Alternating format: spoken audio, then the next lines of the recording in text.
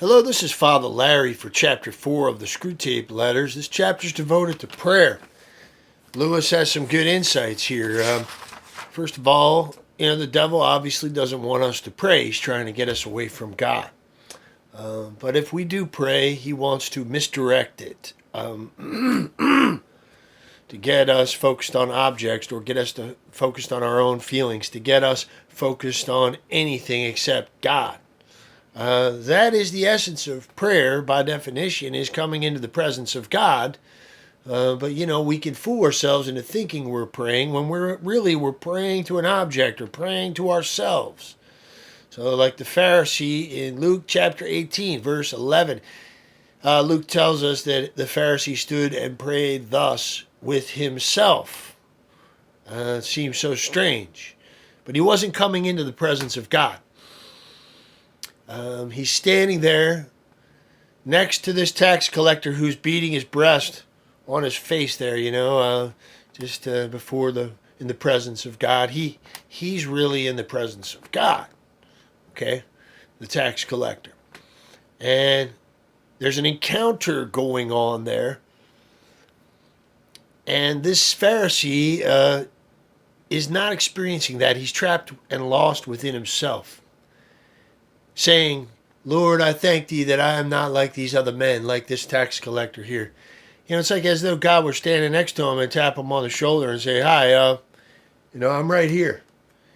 And he would be saying, excuse me, oh, hi, Lord, thank you. If you don't mind, can we talk later? I'm praying right now. Thanks. It's just insane. That we can just forget God in the midst of claiming to be spiritual. So I think really, a lot of people who are into spirituality, to me, it's really about there isn't a whole lot of presence going on there. Personal relating with the living God.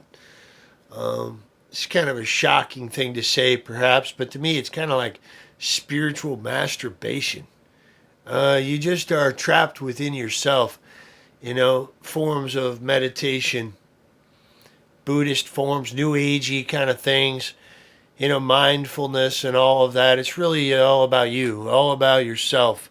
Self, concentered in self. There's no sense of coming into the presence of God and submitting ourselves to the will of another, seeking the will of another, an act of surrender and abandonment, personal relationship with the one true and living God. No, it's just we trying to find peace within ourselves, discover our inner peace and find tranquility and calm and mindfulness,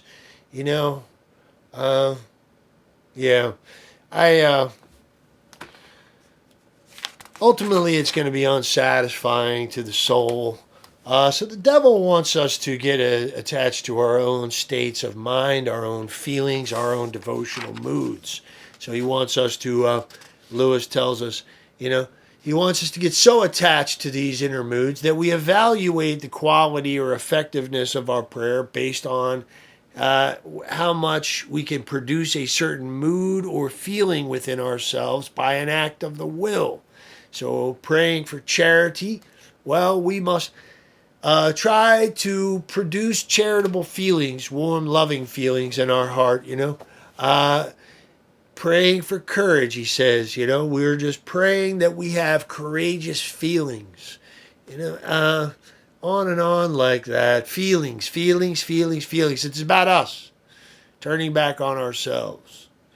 Feelings, nothing more than feelings, trying to forget my feelings of love. I'm sorry, but that was on the radio when I was a kid. That's that was such an awful song, and I had to cover my ears because it was so sappy. Feelings. All right, now can't be attached to our feelings, and as much as we love our statues and holy pictures and devotional objects, crucifixes, we can't be attached to them either. We got to remember in prayer that God is transcendent, so He's beyond our imaginings. So I tell you, at this point, we can turn to great spiritual doctor of the church, St. John of the Cross, and he's like, yeah, you can't be attached to objects, can't even be attached to images produced by our imagination. Or, as we're contemplating, reflecting, meditating, using our mentis, using mental prayer to recreate biblical images in our mind, for instance. We call that mental prayer.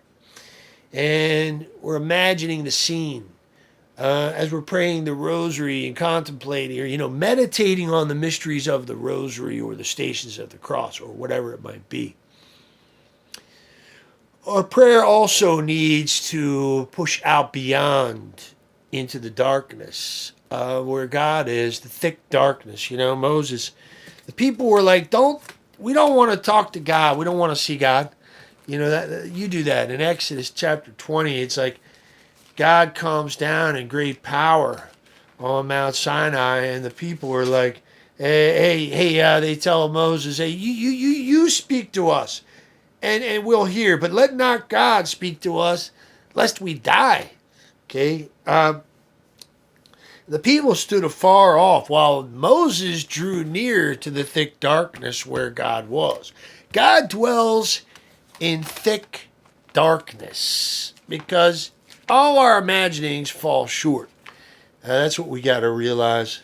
And that's really what we're going to hear St. John of the Cross say. Look, he bowed the heavens and came down. Thick darkness was under his feet. Psalm 18. He made darkness his covering around him, his canopy, thick clouds dark with water. We have to enter the darkness like Moses. The people stood afar off while Moses drew near to the thick darkness where God was. All our phantasms and imaginings, are going to fall short. Everything that's sensible will fall short because it's drawn from the created order. And God is infinitely superior to it. So let's get into St. John of the Cross a little bit here. Listen to this. All the creatures of heaven and earth are nothing when compared to God. All the beauty of creatures compared with the infinite beauty of God is supreme ugliness. All the grace and elegance of creatures compared with God's grace is utter coarseness and crudity. Now all the goodness of creatures in the world compared with the infinite goodness of God can be called evil, since nothing is good save God alone. All of the world's wisdom and human ability, all our aptitudes and skills, talents, contrasted with the infinite wisdom of God, is pure and utter ignorance. The awesomeness of the Creator here. So, as we approach God in prayer, yes, it's good. Mental prayer and meditation, okay, when we use our mentis, when we imagine things. When we use our reason, that is helpful to a point. We shouldn't abandon that prematurely, St. John of the Cross says. But eventually, we can lift off of mental prayer and enter the realm of contemplative prayer, where we just place ourselves in the presence of the one whom we know loves us. Contemplative prayer. You become a temple of the presence of God. You enter that thick darkness like Moses, and you just are suspended there in this darkness of God, in the presence of the one who is transcendent and surpasses the abilities of our mind or our senses to comprehend. So we just enter into the presence of this one in a total act of abandonment and surrender and obedience and love. And we just sit there. It's an act of pure faith. Pure faith. And it's a beautiful thing. We can do that, all of us.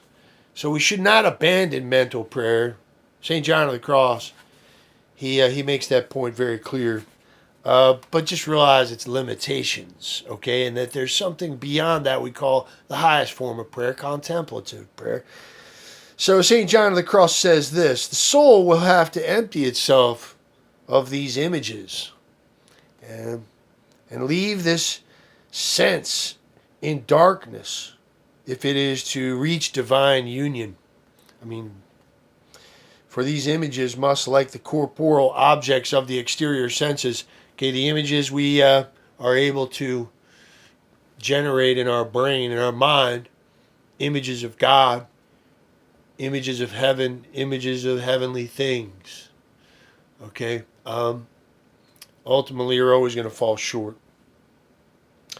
Just like physical objects that we use for devotional purposes always are going to fall short.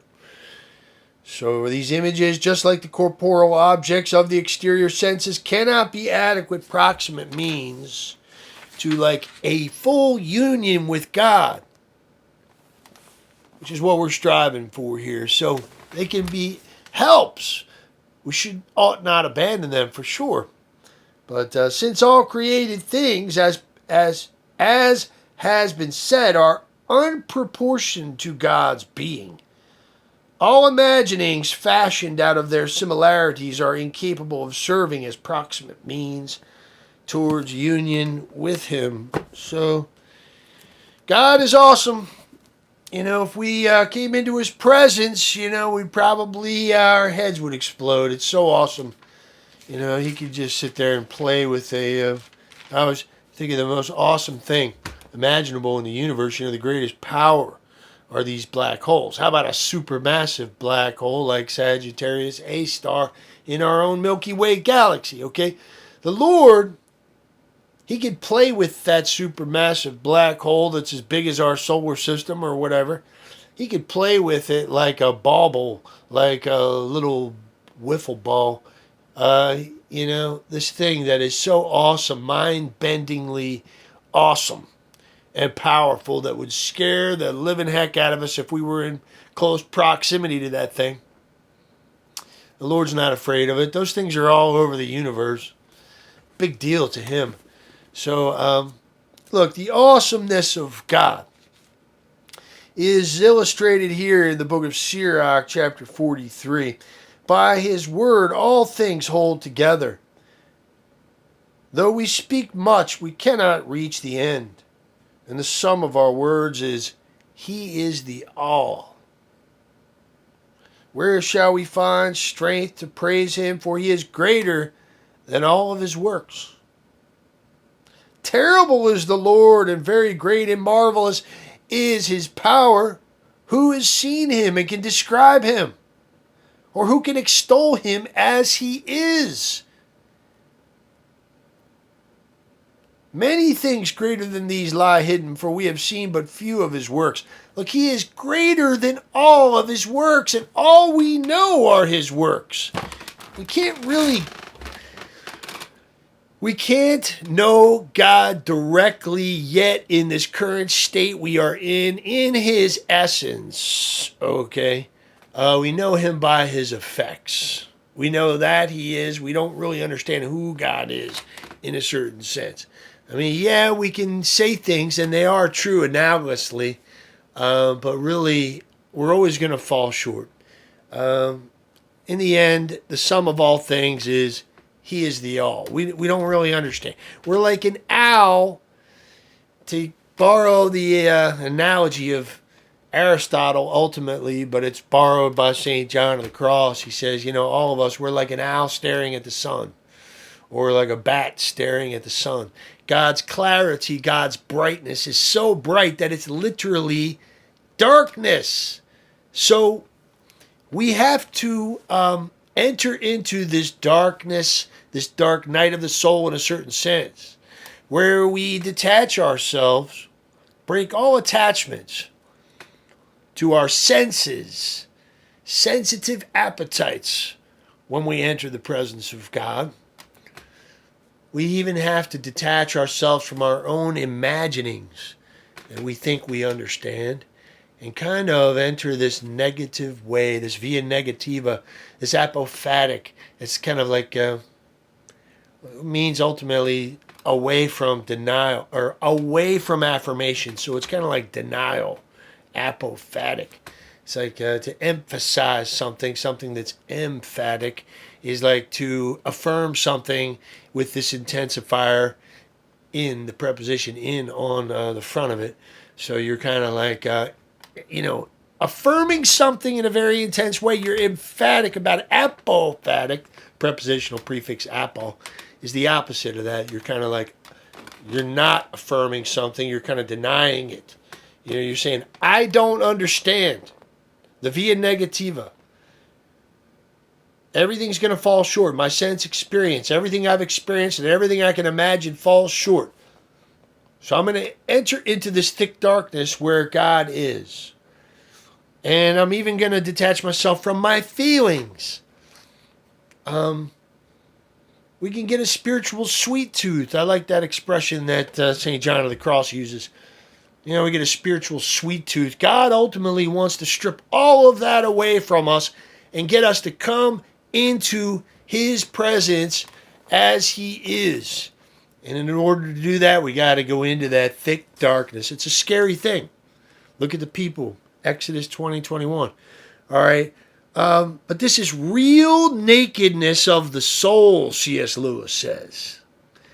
The devil is absolutely terrified that we're going to get to know the one true and living God in this personal way. With this nakedness of the soul in his presence. A real encounter with the living God.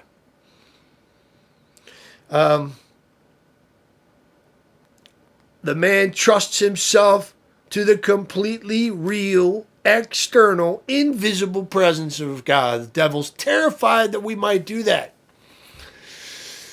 But I love this last little insight in the chapter here in this letter. He says, humans themselves do not desire it as much as they suppose. Because the living God is a devouring, consuming fire of love. Okay? He is the all. And it's the most interesting thing there is to think about is this being. And it is the question for the human race. Do we love God or not? Do we want to know God or not? Is there a God or not? The God question is absolutely fundamental to our whole stance towards reality. So anyway, until next time, I hope this has been beneficial to you, and we'll see you later, okay? God bless you.